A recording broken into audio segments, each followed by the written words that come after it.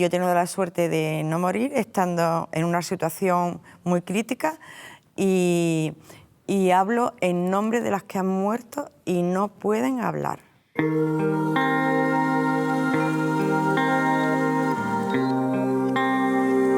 Soy parte de la historia de la lucha de las mujeres. Tú también lo eres. Lo somos todas, porque todas, por el hecho de ser mujeres, podemos sufrir violencia machista. Contra esta violencia sistémica luchamos desde hace años.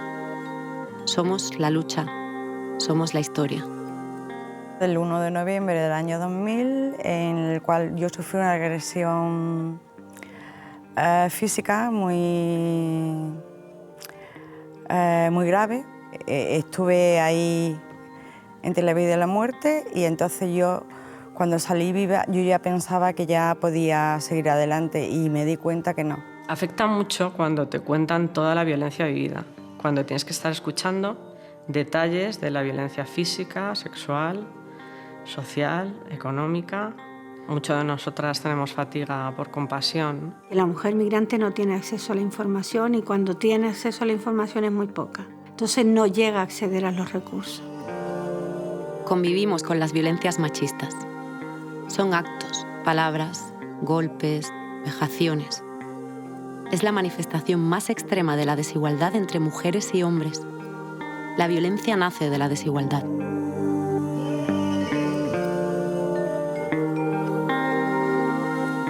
En el 82 creamos la Asociación de Asistencia a Mujeres Violadas de Madrid. Y la verdad que fue determinante porque era un tema del que no se había hablado jamás en este país. Todavía se consideraba que las violencias sexuales eran un delito privado. Solamente la víctima o un representante legal podía interponer esta denuncia y a su vez el delito se extinguía, la pena se extinguía con el perdón del ofendido, ¿no? El perdón de la víctima, firmando un pacto de silencio con el Estado detrás.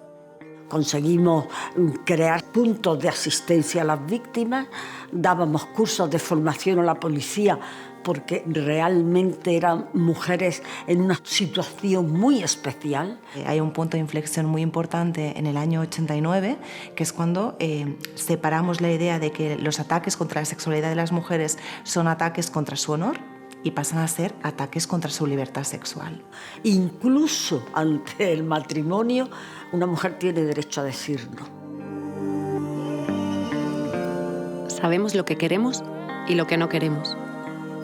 Nuestro cuerpo y nuestra sexualidad solo nos pertenecen a nosotras, porque solo sí es sí.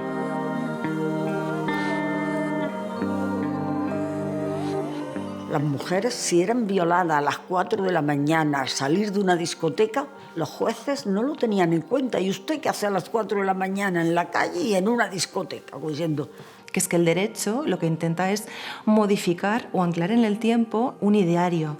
Y este ideario supone que el estigma se dirija hacia el agresor y no hacia la víctima. Primero, la sociedad no lo acepta, piensa que tú eres la culpable, cosa que me llama mucho la atención. En el caso de Nevenka es muy fácil de ver que a pesar de tener una condena penal, su pueblo continuaba pensando que ella era la culpable. No hemos hecho nada para sufrir esta violencia. No es nuestra responsabilidad ni nuestra culpa. No viene de lo que hacemos, de lo que pensamos, de lo que sentimos, de a dónde vamos, de cómo nos vestimos.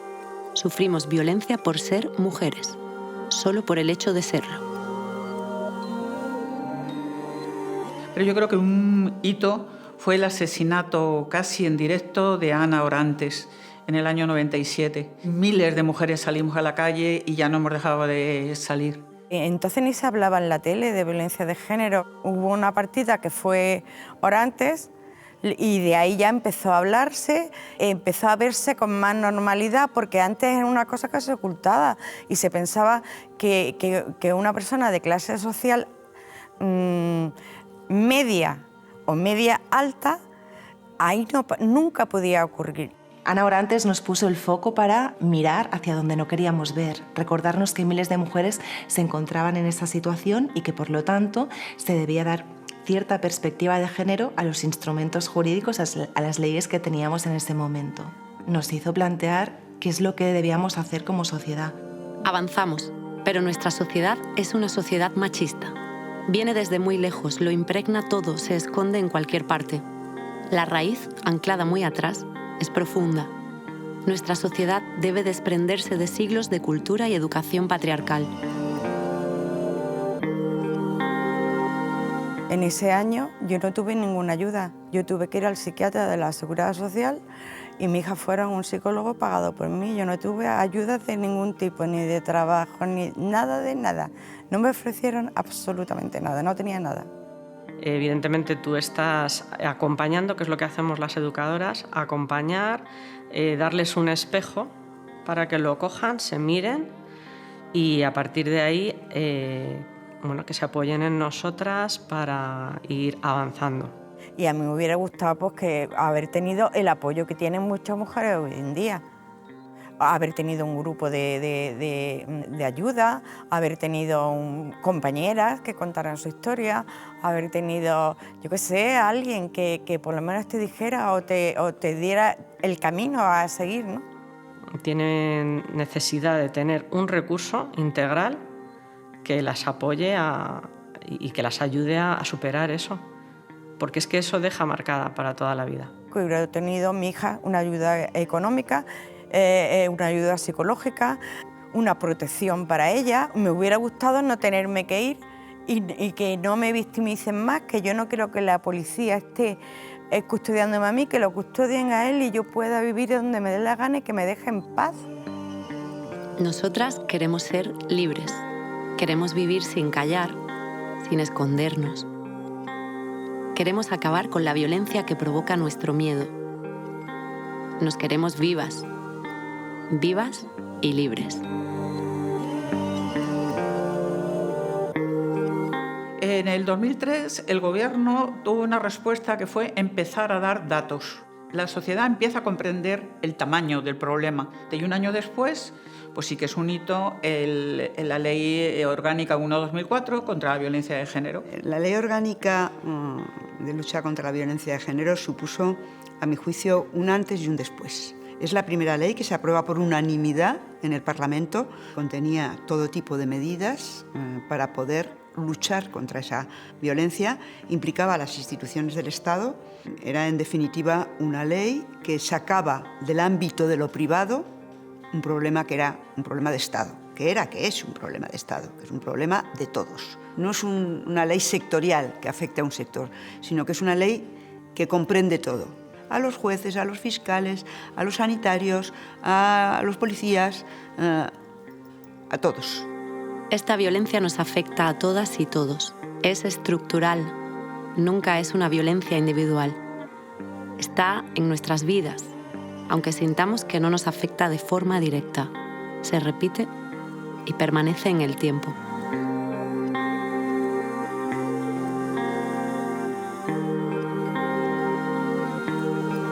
En el año 2015, la Coordinadora Feminista de Valencia llamó a todo el movimiento feminista de todo el Estado a hacer una gran marcha estatal el 7 de noviembre contra las violencias machistas en Madrid. Nos juntamos todas en una marcha de más de 400.000 mujeres y el lema era contra las violencias machistas, que la ley de 2004 es solamente contra la violencia de pareja. Y España había ratificado el Convenio de Estambul, que reconoce toda la violencia, y sin embargo seguía y seguimos teniendo una ley que solamente llama violencia de género a la que procede de la pareja o expareja, ¿no? Las mujeres migrantes fuimos quienes entramos a hacer ese rol de cuidar, de limpiar, de todo el trabajo del hogar y de los cuidados. Entonces ahí se ve muchísimo la violencia. Y así tenemos infinidad de casos de hombres que se desnudan para estar con las mujeres y las mujeres tienen que huir. Quien termina saliendo peor de la situación de violencia es la mujer migrante, o por no tener papeles, o por no tener información, o por no tener un entorno, o por no tener recursos. Nos atraviesan diferentes tipos de violencias: física, psicológica, económica, sexual. Estas, a su vez, se entrelazan con nuestra situación económica, nuestra identidad, nuestra edad. Una violencia tras otra sobre nuestro cuerpo. Igual que Ana Orantes fue en el año 97, en el año 2016 fue la violación de los Sanfermines. Toda Pamplona se echó a la calle en contra de las agresiones sexuales. Y luego, en el juicio, también hubo muchísima movilización feminista y ahora mismo es un tema que está en el Parlamento y está en la agenda política. Abusar de una persona se refiere a otro tipo de conductas, pero los ataques contra la libertad sexual son per se violentos. Esto es siempre violencia sexual que se manifiesta en distintas formas. Yo creo que después del caso de la violación múltiple de Pamplona, podemos darnos cuenta que como sociedad quizás es la primera vez que estamos poniendo el estigma encima del agresor y no encima de la víctima. La sociedad está diciendo yo te creo, yo también. No estamos solas. No estás sola. Nuestra verdad no se esconde en el silencio. Nadie nos tapará la boca. Nadie nos negará lo que hemos vivido. No estás mintiendo, no estás exagerando, no estás confundida. Yo sí te creo, hermana. Todas te creemos. Sin documentación no eres nadie, ¿no? Entonces ya te invisibilizan como ser humano. No tienes documentación, no tienes derecho a tener salud, no tienes derecho a que te den de alta la seguridad social, no tienes derecho a un trabajo digno. Entonces, ante eso, hay amenazas que dicen, si te mato no se entera nadie porque nadie sabe de ti. Cuando vas a denunciar que te han robado de un robo no te lo cuestionan, pero todo lo que sea de violencia de género te lo cuestionan. Tomo las palabras de Dolors Rodríguez, una enfermera del Clínic de Barcelona, que me dijo una vez, los profesionales no nos tenemos que sensibilizar, nos tenemos que capacitar. Podemos tener todas las leyes del mundo en la cabeza, todos los tratados internacionales, pero si no sabemos identificar una víctima, nunca la trataremos como si lo fuera y, por lo tanto, nunca le vamos a poder ofrecer los derechos que tienen las víctimas. Yo no era nadie. Era una más. Pero claro, cuando ya Amnistía te está apoyando, ya no eres una más. Lo que no se me dio en 6 años lo conseguí en 6 meses. Ese es el apoyo que necesitamos, no solamente de Amnistía, sino de todos. Un apoyo. El apoyo fuerte, que te haga fuerte. El apoyo de todas las instituciones, de todos los agentes sociales, de la sociedad entera, para luchar contra las violencias machistas. Para protegernos de ellas, necesitamos la garantía efectiva de todos nuestros derechos. Cualquier fisura agiganta la brecha. Por cualquier resquicio se escapa nuestra libertad, nuestra vida. Años después se aprobó el Pacto de Estado contra la Violencia de Género. El Pacto de Estado es un acuerdo entre toda la clase política, todos los partidos políticos, y las organizaciones feministas empujaron para que eso se diera y participaron activamente en la creación y en la vigilancia de que los recursos de ese Pacto de Estado lleguen directamente a las víctimas. Ocurre en todas las capas sociales. No podemos decir, a mí no me va a pasar esto, a ti te puede pasar.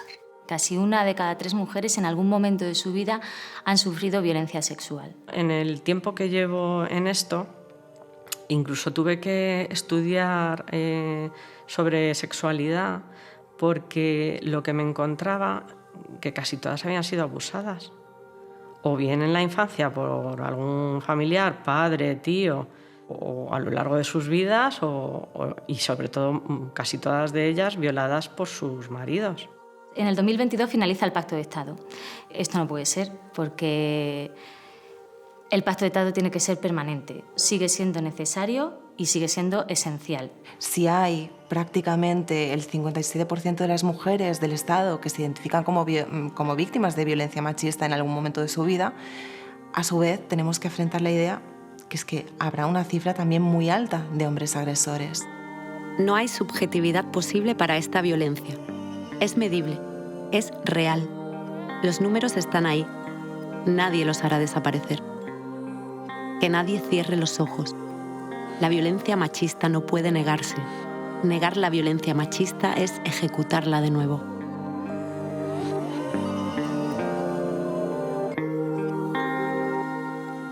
La solución está en las escuelas, en la educación.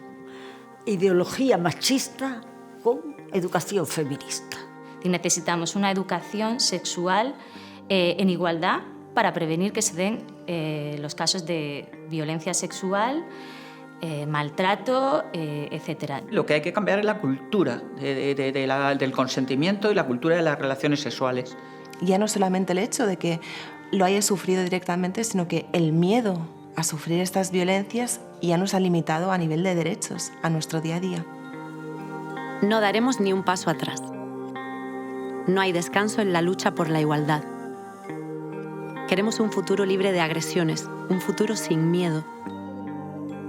Porque las que vendrán han de crecer libres. Y las que estamos queremos vivir libres. Yo creo que este país ha sido un abanderado y sigue siendo un abanderado en la lucha contra la violencia. Pero todavía tenemos que seguir luchando.